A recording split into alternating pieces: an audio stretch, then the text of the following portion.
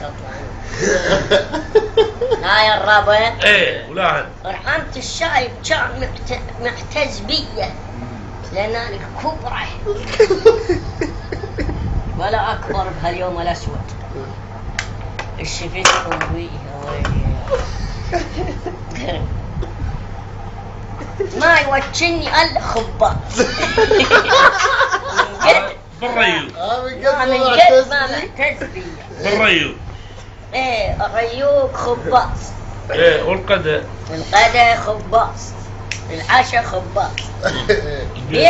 بيشر يجيبوا لي. ايه شايف هذا مال الشاي الصحن. ايه الفرفوري.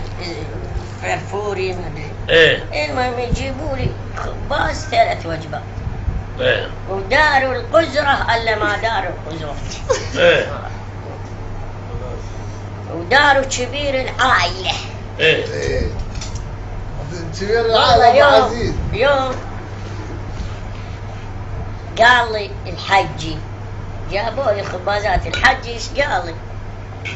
قبل ما الله خذي معك قال لي يابا سم تا تشبع هاي الظهر.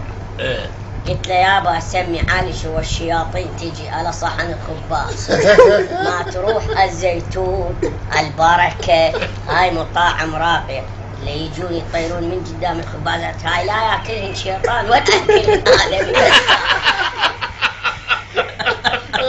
وياما خيزرانة وميطلين اللي عاف على لساني.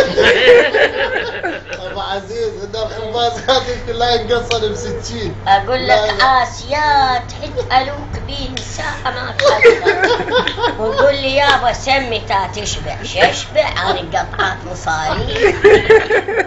قول الشيطان ما عنده شغل. الشيطان ما عنده شغل عمل يجي الخبازات وزين مطعم الزيتون والبركة ما يروح عليه الشيطان. دين اشكال لك